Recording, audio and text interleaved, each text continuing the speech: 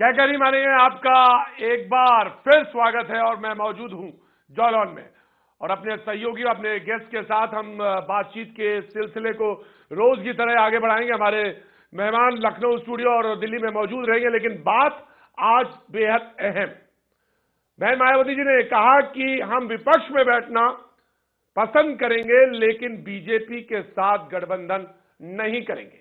वहीं बीजेपी की तरफ से एक बयान आया, उन्होंने कहा कि मेरे दो फर्स्ट फेज में जो सर्वेक्षण है या जो आकलन है वो ये है और वो ये कहता है दरअसल कि हमारा मुकाबला बीएसपी से है। आखिर इन दोनों बयानों के पीछे मतलब क्या है, सियासत कितनी है, इसी पर आज बातचीत के सिलसिले को बढ़ाएंगे। लेकिन सबसे पहले इस पैकेज को देखते हैं, आखिर क्या कुछ चल रहा है राजनीतिक अफरा तफरी उत्तर प्रदेश। हमको एब्सोल्यूट मेजॉरिटी नहीं मिली तो भी बीएसपी विपक्ष में तो बैठना पसंद करेगी, लेकिन बीजेपी की मदद से सरकार बनाना कतई भी पसंद नहीं करेगी। उत्तर प्रदेश विधानसभा चुनाव में पहले चरण की पोलिंग के बाद सियासी अफरा तफरी थोड़ी बढ़ गई है। विधानसभा चुनाव में मजबूत दिख रही मायावती ने बयान दे दिया है कि चुनाव के बाद क्लियर मैंडेट न मिलने की सूरत में भी वो किसी का साथ लेना पसंद नहीं करेंगी, बल्कि विपक्ष में बैठना उन्हें ज्यादा रास आएगा। पहले चरण का मतदान पूरा हुआ तो भाजपा अध्यक्ष अमित शाह ने कहा था कि पहले चरण और दूसरे चरण में उनका मुकाबला बसपा से है और बाकी के 5 चरणों में समाजवादी पार्टी और कांग्रेस के गठबंधन से। वहीं बीजेपी बार बार खुद को विनर मानकर चल रही है। मैं कहना मुश्किल है कि उत्तर प्रदेश में क्या होगा, इससे एक देश के आगे की डायरेक्शन देश के सामने आएगी।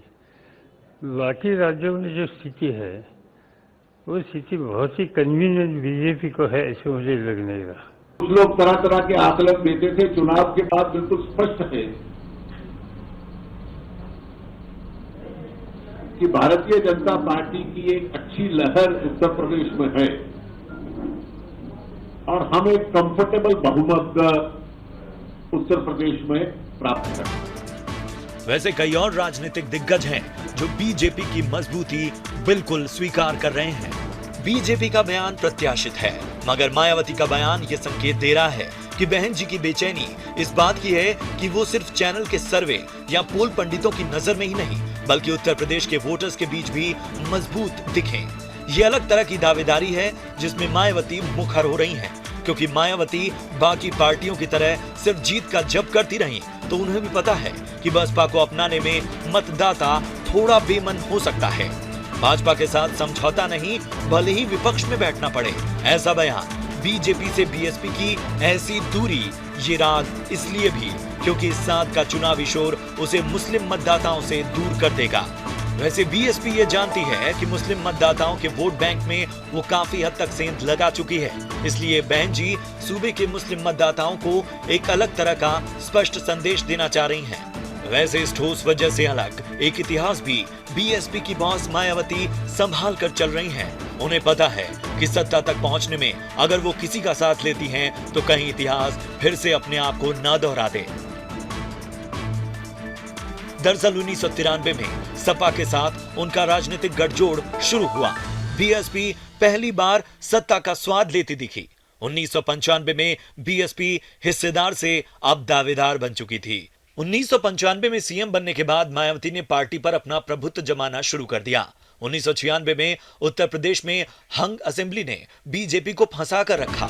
170 सीटों के साथ बीजेपी को न तो निगलते बन रहा था और न ही उगलते। ऐसे में फिर बीएसपी को सपोर्ट दिया गया। इस मौके को बीएसपी ने झटक कर लपका, जबकि ये चुनाव उन्होंने कांग्रेस के साथ गठबंधन पर लड़ा था। इस समझौते के बाद मायावती दूसरी बार मुख्यमंत्री बनी। पॉलिटिकल समझौते के तहत मायावती को सत्ता भी मिली, लेकिन उन्हें ये समझौता रास नहीं आया। 2002 के चुनाव में हंग असेंबली आने पर उन्होंने अड़ियल रुख अपना लिया। साफ तौर पर कह दिया कि बीजेपी सहयोग करेगी तो सरकार तो बनाएंगी, लेकिन मुख्यमंत्री वही रहेंगी। मगर ये शर्त इस रिश्ते की सेहत खराब करती चली गई। एक नया गठबंधन बना तो मुलायम सिंह यादव सत्ता में आ गए, बीएसपी विपक्ष में बैठी। वैसे मायावती फिर पुराने फॉर्मेट पर लौटी हैं। दलित वोट बैंक के साथ सपा के हक से मुसलमानों को खींचना उनकी प्राथमिकता है और खबरों में या चर्चाओं में बीजेपी से दोस्ती वाला नजरिया उन्हें मुसलमानों की नजर में संदेहजनक न बना दे, इसकी उन्हें वाकई परवाह है। Bureau report, ETV news.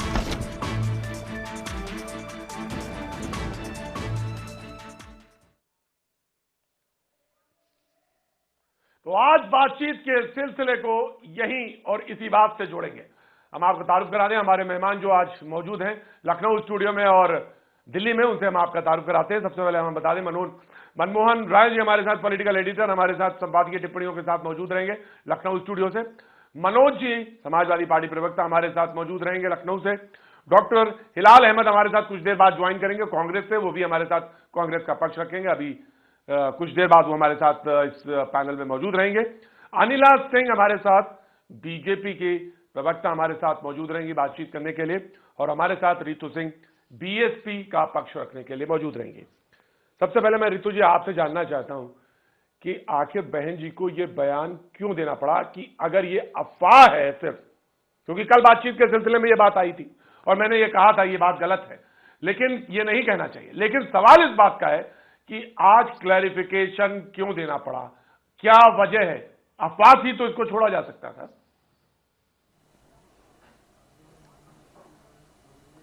देखिए, क्या कहते हैं, सपा और कांग्रेस ये बात को फैला रही है कि बहुजन समाज पार्टी बीजेपी के साथ जाएगी, जबकि क्योंकि सब जानते हैं कि भाजपा मुस्लिम विरोधी एक पार्टी हैगी और मुस्लिमों के लिए कुछ नहीं किया। बहन जी ने सिर्फ मुसलमानों के लिए उठाने का ही काम, अगर उनको टिकट दिया है तो जो कांग्रेस ने आज तक और भाजपा ने इन्हें कभी भी उठाने के लिए कुछ नहीं किया।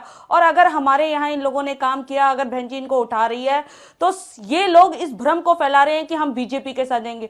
और ये बात पक्की है, ये लिख लें कि हम कभी भी बीजेपी के साथ नहीं जाएंगे, क्योंकि हम अपनी सरकार बनाने वाले हैं। और लोगों को, इन पार्टियों को, सपा ने जिस प्रदेश को बस से बदतर कर दिया है, ये लोग मिलकर कांग्रेस और सपा इस बात को फैला रहे हैं। सवाल इस बात का है कि ये अफवाह ये क्यों फैलाई जा रही, इसकी वजह क्या है, मूल वजह क्या है, ये मुझे बताइए, मूल वजह क्या है? आप इसकी मूल वजह यह है कि आपने देखा कि इनके बड़े नेता ने भी कहा था कि ये बीजेपी, क्या कहते हैं, जो अखिलेश जी हैं वो मुस्लिम विरोधी हैं, तो उन्हें कहीं अंदर से डर हो रहा है। सपा सरकार में जो गठबंधन हुआ है कांग्रेस और सपा, इनको डर है कि जो हमारा मुस्लिम वोट है कहीं खिसक ना जाए, कहीं बीएसपी को ना पड़ जाए। इन्होंने इतने लोगों को वोट दिया है, ये हमारी सोच नहीं, ये इन लोगों की सोच है, इसलिए ये भ्रम फैला रहे हैं। और बहुजन, इन्होंने तो इस प्रदेश को इतना बस से बदतर कर दिया है कि लोग चाहते हैं कि बहुजन समाज पार्टी की सरकार है, कम से कम लोग सुरक्षित थे, महिलाएं सुरक्षित थी और उस प्रदेश में काम किया था जो इन लोगों ने नहीं किया है। तो ये इसलिए रूमर फैला रहे हैं और लोगों को समझना होगा कि हम कभी भी बीजेपी के साथ जाएंगे नहीं, चाहे कुछ भी हो जाए। हम अपनी सरकार बनाने वाले हैं।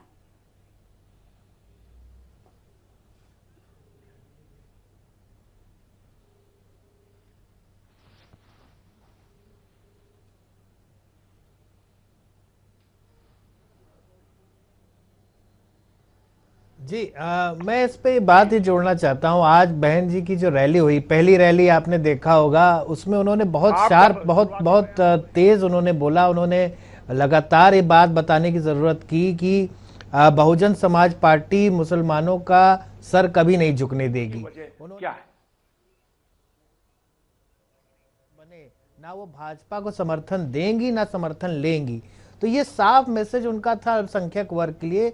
उनको लग रहा है कि अल्पसंख्यक वर्ग का कुछ रुझान उनकी पार्टी की तरफ बढ़ रहा है, लेकिन कहीं ना कहीं ये बात, ये डिबेट भी चल रही है कि अगर एक हंग असेंबली हुई, अगर एक बिखरा हुआ वर्डिक्ट आया, तो उस सूरत में कहीं बहुजन समाज पार्टी भाजपा से ना मिल जाए और सरकार बनाने की कोशिश करे।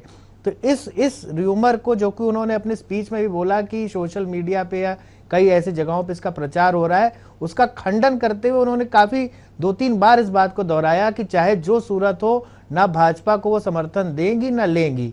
उन्होंने ये भी दावा किया कि सरकार तो उनकी बन रही है, पूर्ण बहुमत से बन रही है, लेकिन अगर कोई ऐसी सूरत होती है तो भाजपा से किसी भी तरह का समझौता नहीं होगा। अमित शाह जी ने पिछले दिन जब यहाँ लखनऊ आए थे, अपनी प्रेस कॉन्फ्रेंस की थी, उस पर उन्होंने ये भूमिका बनाई दी थी कि उन्होंने दावा किया था कि जो पहले चरण की लड़ाई है उसमें भाजपा को 50 सीटें मिल रही हैं, लेकिन मुख्य प्रतिद्वंदी बसपा है। तो कहीं ना कहीं अब चुनाव का जो समीकरण है, कम से कम भाजपा और बसपा के शीर्ष नेताओं के वक्तव्य से देखें तो इन दो पार्टियों के बीच में पहले 2 चरणों में भाजपा वर्सेस बसपा पहले 2 चरणों में दिख रहा है।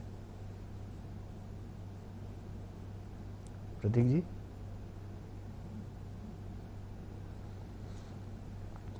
तो इस अब जो नेक्स्ट फेज का चुनाव है, नेक्स्ट फेज का जो चुनाव है उसमें फिर वही समीकरण है, उसकी सोशल डेमोग्राफिक्स ऐसी हैं जो कि भाजपा और बसपा दोनों को सूट करती हैं।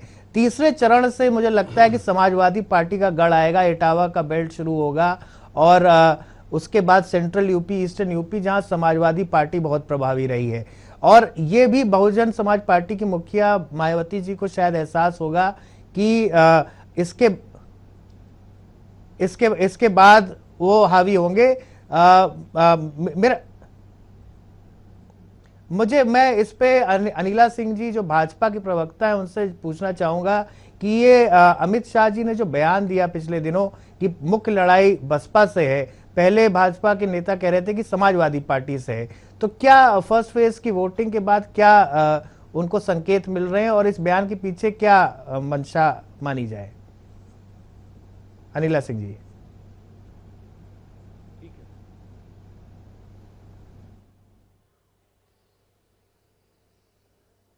वो उतरे हुए हैं, भारतीय जनता पार्टी से सब खौफजदा हैं, ये पता चल रहा है, बहुत भयभीत हैं, डरे हुए हैं, क्योंकि चाहे वो समाजवादी पार्टी हो, चाहे उनकी लटकन कांग्रेस हो, चाहे वो बीएसपी हो या कोई भी अन्य राजनीतिक दल हो, उनको केवल और केवल एक भय खा रहा है, वो है भारतीय जनता पार्टी।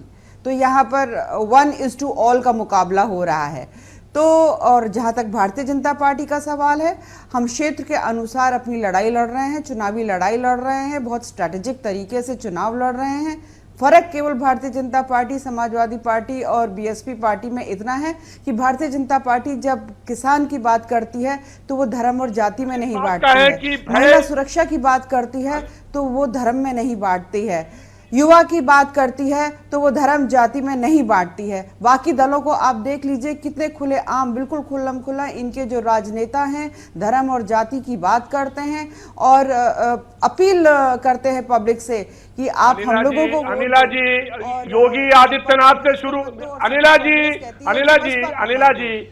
जी योगी आदित्यनाथ से बात शुरू करें या पश्चिमी उत्तर प्रदेश के नेताओं से बात शुरू करें? कौन बांटता है इस पर बात नहीं है, सवाल यह है कि बयान ये क्यों दिया गया उत्तर देने को तैयार, मेरी टक्कर बसपा से है, सवाल इस बात का है।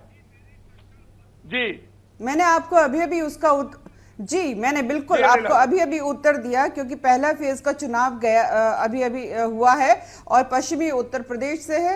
मैंने बताया भारतीय जनता पार्टी जो है बहुत स्ट्रेटेजिक तरीके से अपना चुनाव लड़ रही है, क्योंकि हम धर्म और जाति का चुनाव नहीं लड़ते, हम सोशल इंजीनियरिंग का चुनाव नहीं लड़ते हैं, हम अपने एजेंडा और मुद्दों का चुनाव लड़ते हैं। फर्क है ये भारतीय जनता पार्टी और बाकी राजनीतिक दलों में। हमको जो सामने दिखाई दे रहा है कि आगे हमारा मुकाबला किससे हुआ है और अब आगे आने वाले फेज में समाजवादी पार्टी से, तो हम समाजवादी पार्टी से हमारी लड़ाई सीधे है।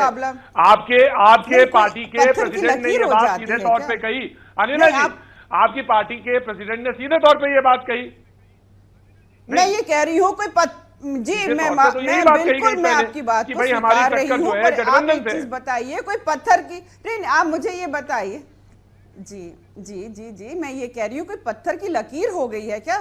हम देख रहे हैं ना कि कौन आगे जा रहा है कौन पीछे जा रहा है। अब समाजवादी पार्टी ने कांग्रेस को अपना साथ ले लिया और कांग्रेस उनके लिए साबित हो रही है, बिल्कुल नहीं कह रहा हूं, आगे बढ़ नहीं पा रहे हैं, वो आगे बढ़ ही नहीं पा रहे हैं। तो यहाँ हमारा मुकाबला आज नहीं, जब वोटिंग हुई तो हमारा मुकाबला हमें महसूस हुआ कि बीएसपी से है, आगे हम उनसे बहुत ज्यादा है, पर नंबर 2 की पोजीशन हमको बीएसपी की दिखाई दे रही है। तो हमारे जो महसूस हुआ दरअसल जी अनिला जी, दरअसल यही बात है अनिला जी, दरअसल जो महसूस हुआ आप ही की पार्टी है। मैं नहीं जी, ऑफकोर्स मैं आपकी बात को माथे रखता हूं, लेकिन वही बात है ना, महसूस हुआ। दरअसल है क्या, आप ही की पार्टी है जो तमाम बारों पे ये कहती है कि भाई हमें इन जो सर्वेक्षण हुए, ये जो सर्वेज हैं, इन पे कोई भरोसा नहीं, इस पर विश्वास नहीं। लेकिन वो कौन सी मैकेनिज्म है जिसने ये बता दिया कि आपका मुकाबला सीधे बीएसपी से है? अब सवाल इस बात का है, मनोज जी, मैं आप बैठे हुए, मैं ये जानना चाहता हूं कि आखिर नंबर पे ये बीएसपी बार-बार है ना, जो अनिला जी कह रही हैं, सवाल इस बात का है कि कैसे अफवाह, जी रितु ने भी यही बात कही कि ये अफवाह जो है आपके खेमे से उड़ाई गई, तो आखिर क्यों उड़ाई गई, ये भी जानना बहुत जरूरी है। मनोज जी। देखिए, भारतीय जनता पार्टी और बहुजन समाज पार्टी, ये दोनों लोग अंदर से मिले हुए हैं, इनका पुराना भाई बहन का रिश्ता रहा है। ये जब फर्स्ट फेज का चुनाव हुआ तो भारतीय जनता पार्टी के राष्ट्रीय अध्यक्ष जो तड़ी पार रहे हैं गुजरात से, उन्होंने किसी जाति विशेष को बहुत अनुनय विनय किया कि हमें वोट दिया जाए, और पत्थर वाली पार्टी की नेता ने भी बहुत अनुनय विनय किया कि हमें वोट दिया जाए। लेकिन जब दोनों जगह भारतीय जनता पार्टी जिससे अनुनय विनय कर रही थी वो वोट नहीं मिला, और पत्थर वाली पार्टी की नेता जिससे अनुनय विनय कर रही थी उसे वोट नहीं मिला, तो अब ये सही कह रही हैं अनिला सिंह जी कि हम लोग रणनीतिक तरीके से कर रहे हैं। भारतीय जनता पार्टी और बहुजन समाज पार्टी दोनों लोग आपस में मिले हुए हैं, इनका पुराना इतिहास है, और ये दोनों लोग जो पहले समाजवादी पार्टी और कांग्रेस के गठबंधन को कहते थे कि हमसे लड़ाई में है, अब ये दोनों लोग इस बात को कह रहे हैं कि नहीं, हमारी लड़ाई बीजेपी कह रही है कि बीएसपी से है और बीएसपी कह रही है कांग्रेस से है। एक बात मैं आपको बताना चाहूंगा, प्रधानमंत्री जी की रैली हुई कल ही लखीमपुर में, प्रधानमंत्री जी की रैली हुई, और प्रधानमंत्री जी ने अपने पूरे भाषण के 80% से ज्यादा टाइम श्री अखिलेश यादव जी के खिलाफ बोलने में लगाया। मोदी जी ने मैडम कह करके जो है पत्थर वाली पार्टी के नेता को संबोधित किया। तो क्या इसके बाद भी उत्तर प्रदेश की जनता को यह बताने को बाकी है कि भारतीय जनता पार्टी और बहुजन समाज पार्टी, आप ये बता दीजिए, आपकी पार्टी जो है बहुत बड़ी हिमायती बनती है अल्पसंख्यकों के लिए, अल्पसंख्यकों का एक भी वायदा पूरा नहीं किया। आप जो है आप किस प्रकार से हिमायती बन रहे हैं? नहीं प्रतीक जी, मैं केवल इतना जानना चाहती हूँ जो हमारे भाइयों मतलब आप 4 बजट पेश कर दिया, एक मिनट करके किया है किसी प्रधानमंत्री का लगातार एक करके। रितु जी आप क्या कह रही है? रितु जी, मनोज जी धैर्य से जी, रितु जी साबित करता है।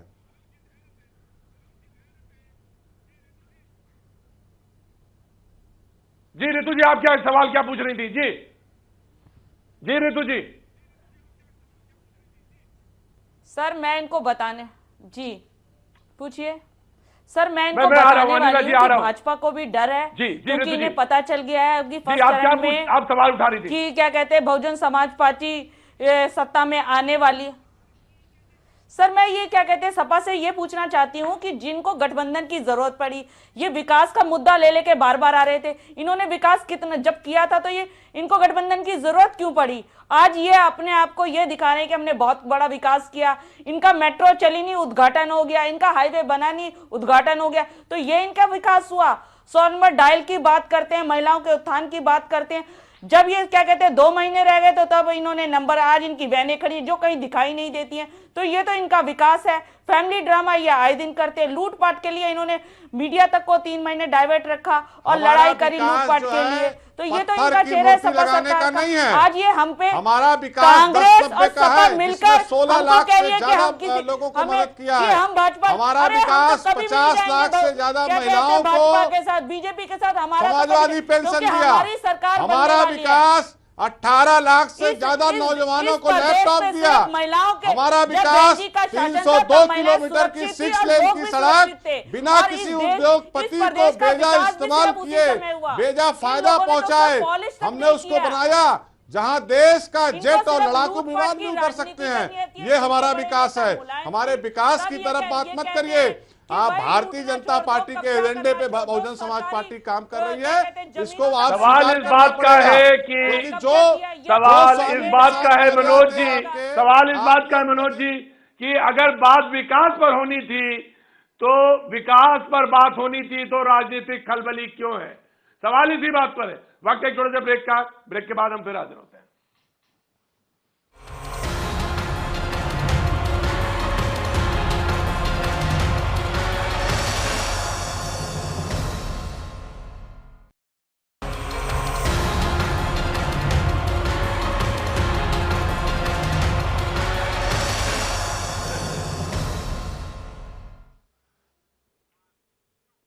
कहकर ही मानेंगे आपका एक बार फिर स्वागत है। मैं मौजूद हूं जालौन में। हमारे मेहमान हमारे साथ स्टूडियो में लगातार बने हुए हैं। बहस के सिलसिले को फिर से जोड़ते हुए डॉक्टर हिलाल हमारे साथ एक बार फिर जुड़ गए हैं। हालांकि लेट हुआ। डॉक्टर हिलाल, मैं समझ सकता हूं लखनऊ इस वक्त सारा खुदा पड़ा है और ट्रैफिक में निकल के आना बेहद मुश्किल काम है।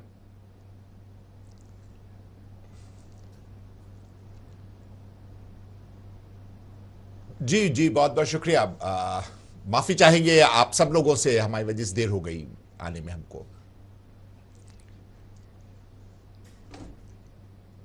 नहीं, उस लेट का फायदा उन्होंने उठाया बसपा ने, और बसपा ने कहा कि अफवाह आप फैला रहे हैं कि मेरा गठबंधन हो रहा। मायावती जी ने साफ कह दिया कि नहीं, कोई ऐसा नहीं, विपक्ष में बैठना मंजूर है, लेकिन ये जो अफवाहें फैलाई जा रही हैं ये गलत है।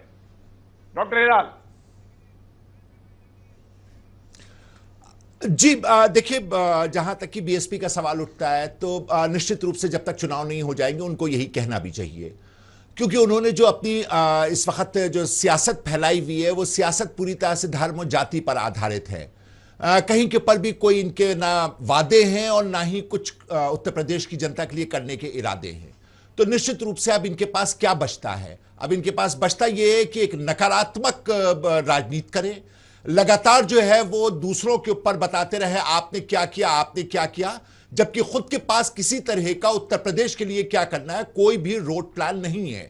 तो ये पूरी तरह से इनकी सियासत इस बात पर आश्रित है कि किस तरह से वो जाति और धर्म के आधार पर जो इन्होंने एक टिकट्स का डिस्ट्रीब्यूशन किया है, उसकी वजह से ये फंसे हुए हैं। और जब तक कि इलेक्शन नहीं हो जाएगा इनको यही कहना है। लौटेंगी तो कोई भी पत्थर लगवाने का काम नहीं करेंगी। जी, पत्थर लगवाने का काम नहीं करेंगी ये तो बता दिया, लेकिन क्या करेंगी ये नहीं बताया। कहीं पर भी आप बताइए कि यहाँ के ऊपर बेरोजगारों के लिए क्या करेंगे? इनके पास कोई उसका बात नहीं है। किस तरह से उत्तर प्रदेश का विकास करेंगे कोई बात कहने को नहीं है। यहाँ पर औद्योगिकरण जो है वो किस तरह से करेंगे, यहाँ के ऊपर किस तरह से जो आधारभूत व्यवस्थाएं हैं जो उनको कैसे विकास करेंगे, ये सारी वो चीजें जिसके बारे में मायावती जी के पास कहने के लिए कुछ नहीं है। हिलाल साहब जवाब दीजिए। रितु जी ने कहा कि 27 साल से आप सत्ता से बाहर हैं और अब कंधे पे बैठकर सत्ता में आना चाहते हैं। 27 साल से बाहर हैं और कल तक सपा को ये कोस रहे थे कि 27 साल से ये बाहर हैं और कल तक ये सपा को कोस रहे थे। आज उनकी साइकिल पे बैठे हैं, कल तक उनकी साइकिल पंचर कर रहे थे। तो ये इनका चेहरा है कांग्रेस का, जो इनको पता है कि हमारा कोई वजूद नहीं है और ये हवा भी यही फैला रहे कांग्रेस और सपा कि हम भाजपा का आपको बार बार कह रहे हैं, लोगों को बार बार कह रहे हैं, अगर आप दूसरे को सुने तो अच्छा होगा। आप एक बात को 10 बार बोल करके पूरी बहस को डिले करने की कोशिश कर रही हैं। देखिए, बहुजन समाज पार्टी के साथ एक बहुत बड़ी समस्या क्यों आप गलत बात बोलेंगे तो आपकी बात को सहन करूंगी। स्वयं जो है 3 मरतबा भारतीय जनता पार्टी के साथ सरकार बनाती है, उसके बारे में कुछ नहीं कहना है। 60 साल में पूरे देश को खा गए। गुजरात जाती हैं, वहां के ऊपर नरेंद्र मोदी जी के पक्ष में कैंपेन करती हैं, उसके बारे में इनको कुछ नहीं बताना है। यूपी के तो इस वजह से इनके पास कहने को कुछ नहीं है। आप ये बताइए कि आप अगर पावर में आएंगे तो करेंगे क्या? 27 साल से इलेक्शन, अगर आपको सत्ता मिलती है आप क्या करेंगे? आपका रोड मैप क्या है? आपका घोषणा पत्र क्या है? हमने जो विकास किया लोगों को दिखाई दे रहा है। आज यूपी की जो विकास हुआ, आप कुछ नहीं करेंगे, ने तो हमारे आप सिर्फ पत्थर लगवाएंगे। पॉलिश तक नहीं करी, मैं कह रही हूँ पॉलिश तक नहीं करी और पत्थर लगाएंगे। आप बताइए आप क्या करेंगे? विकास ही नहीं होता। ये कोई रोड मैप है उत्तर प्रदेश के लिए? आप मुझे बताइए, ये बिना सड़कों पे जो आज ये मंत्री जो अपनी गाड़ियां चलाते हैं, क्या बिना उसके स्वीकार कर लिया इन्होंने कि फिर पत्थर लगाएंगे? नहीं बनते। बिना पत्थरों के विकास होता है? अरे मैं आपको बोल रही हूँ, बिना पत्थरों के क्या घर बना नहीं, लेंगे? रितु जी, आप क्या जाहिर सी बात है, बनाएंगे? आपकी घबराहट और बौखलाहट आपको लगातार बोलने पे मजबूर किए हुए, हम इसको मुझे समझ बताएं, सकते हैं। मुझे, मेरी बौखलाहट नहीं, ये बौखलाहट रितु कांग्रेस जी, की और आपकी सपा की है। बौखलाहट, जो इनको आपकी जो घबराहट, दिखाई दे रहा लगातार है, जो बोलना, rumor फैला रहे हैं, आपके मैं चेहरे इनके पे जो मुंह पे बोल रही नर्वसनेस है, मैं वो अपने आप इनको बता रही है कि बौखलाहट बहुजन नहीं, समाज इनको पार्टी दिखाई कहाँ दे खड़ी रहा है। है। मनमोहन जी, अरे मनमोहन मेरा जी, चेहरा हमारे तो पास खिला था, सारे फूल की तरह है। पॉलिटिकल पार्टीज आप के नुमाइंदे यहाँ पे मौजूद हैं, सारे नुमाइंदे मौजूद हैं। मैं मनमोहन जी, मैं जानना चाहता हूँ बीजेपी की जानिब से आखिर ये बात क्यों कही गई कि बीएसपी से उनका मुकाबला है।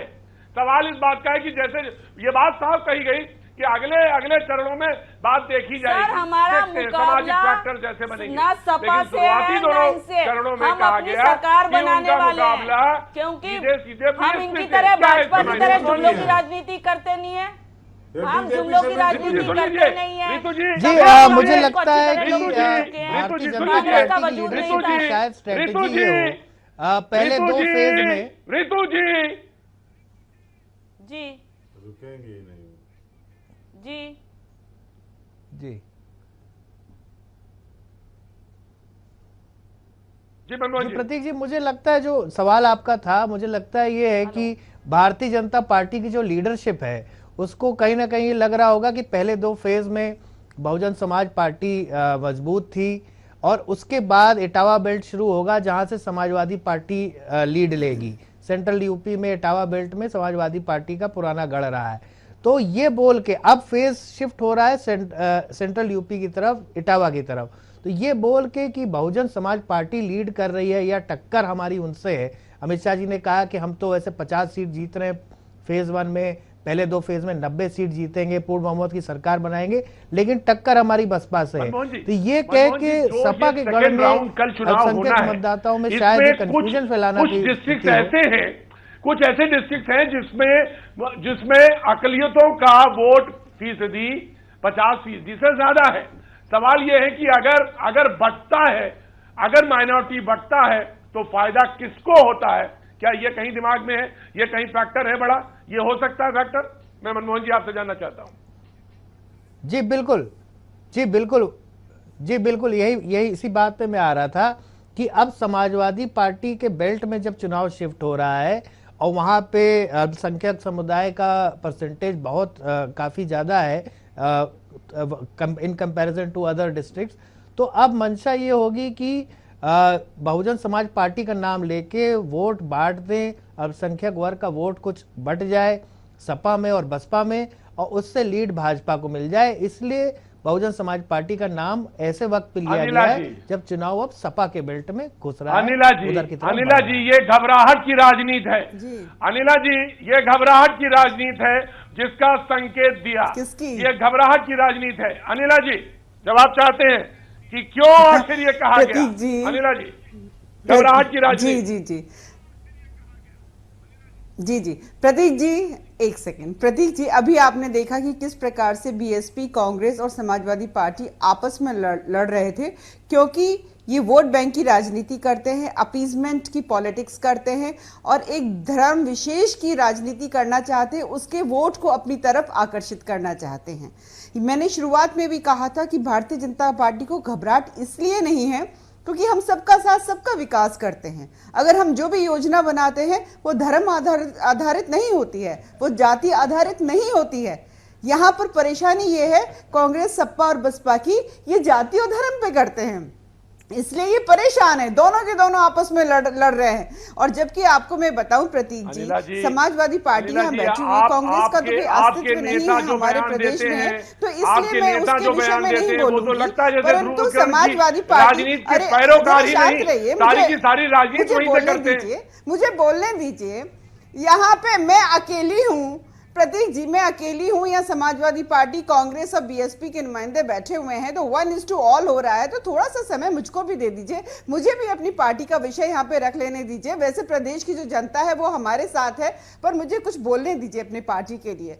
देखिए, जहां तक इनकी लड़ाई है अल्पसंख्यकों को लेकर है, अगर आप समाजवादी पार्टी को ले लेते हैं तो 2012 में उन्होंने जो वायदे किए थे हमारे मुसलमान भाइयों के लिए, अमित शाह और मोदी जी की तरह वो पूरा जी रितु जी बिल्कुल है। आप अभी तो आप अपनी वोट बचा लीजिए। समाजवादी पार्टी और कांग्रेस जो है आप पे हावी हो रही है, आगे चुनावों में देख लीजिएगा। तो जहां तक भारतीय जनता पार्टी की सरकार है, आप देख लो किसानों के लिए जो हम कर रहे हैं, हम जो बोल रहे हैं जी अभी आगे आने वाले फेजेस में आप लोग नजर भी नहीं आएंगे। बीएसपी तो बहन जी जो बहुत परेशान है, बात बात पे पीसी करने लगती हैं, वो दिखाई देता है। बीजेपी घबराई हुई नहीं है, बीजेपी को जो कॉन्फिडेंस है वो इस प्रदेश की जनता देती है।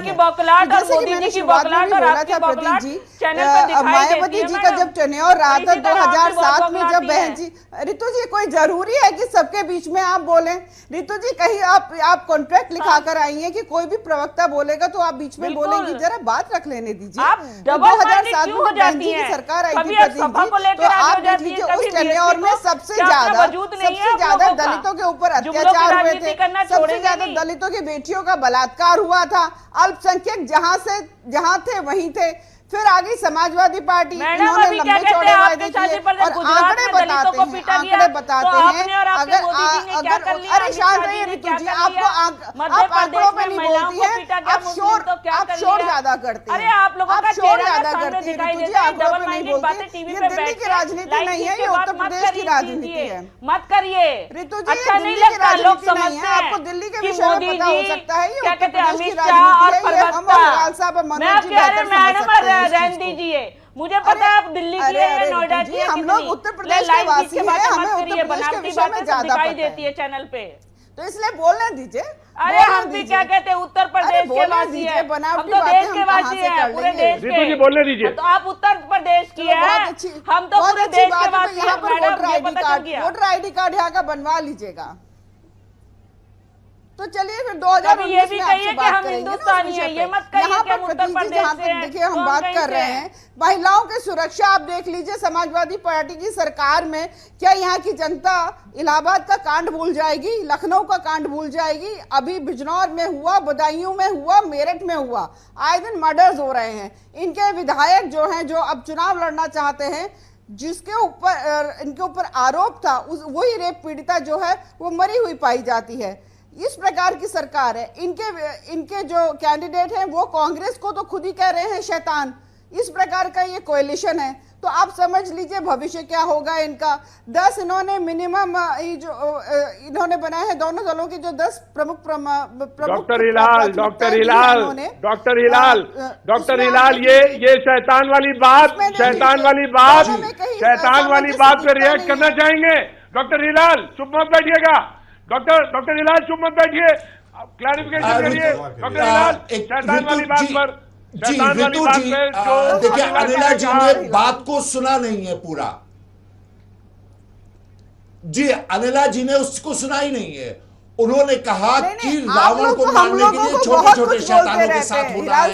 अब वो छोटे छोटे शैतान जो है वो कौन हो सकते हैं, क्या हो सकते हैं, ये आपकी अपनी कल्पना है। अब जैसे शैतानी की बात करें तो पठानकोट के जो आक्रमण हुआ उसमें आप आईएसआई के साथ दिखाई गई दी है।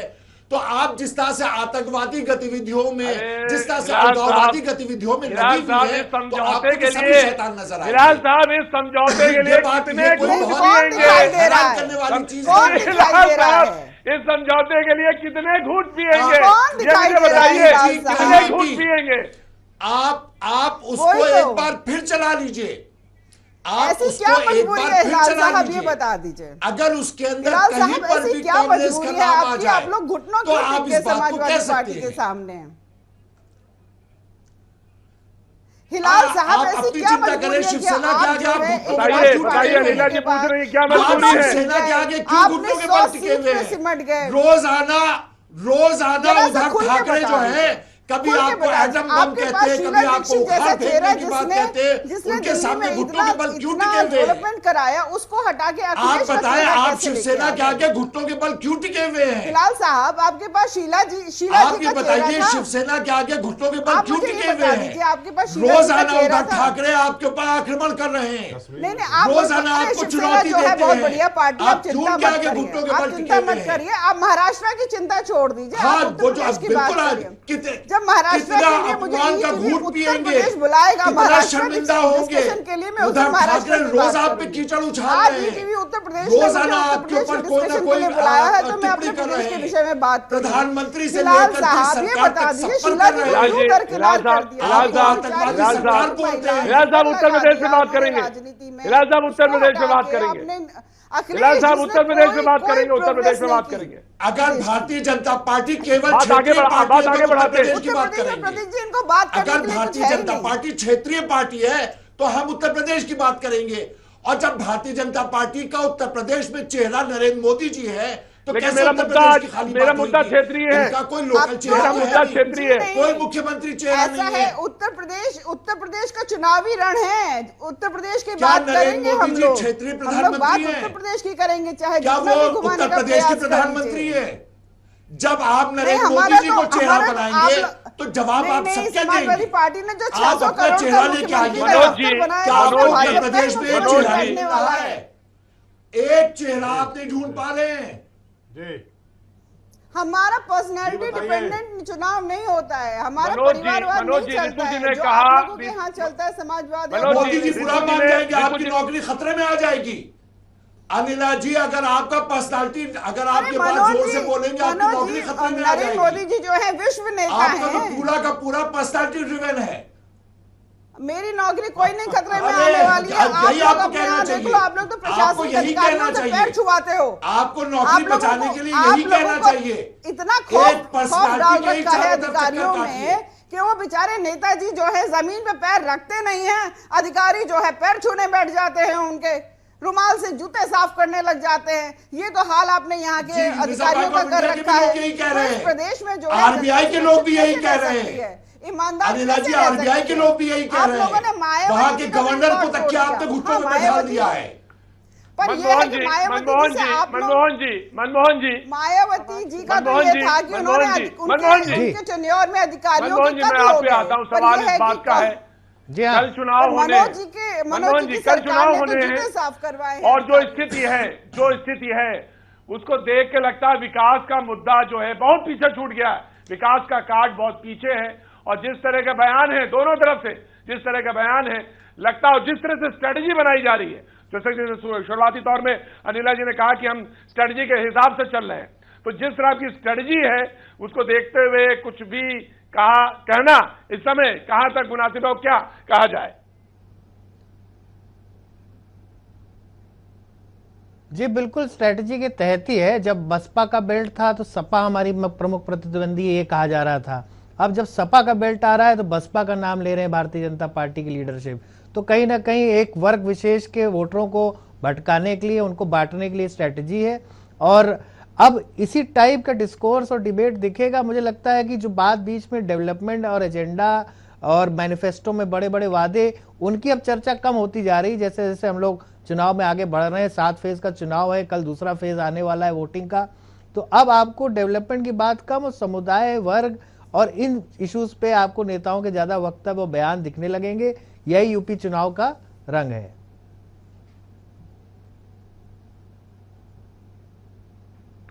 शुक्रिया, बहुत बहुत शुक्रिया मनमोहन जी अपनी सब बात की टिप्पणी के लिए, और हमारे साथ जो मेहमान मौजूद थे उनका भी बहुत बहुत शुक्रिया। कल फिर एक नए शहर से हमारी मुलाकात आपसे होगी।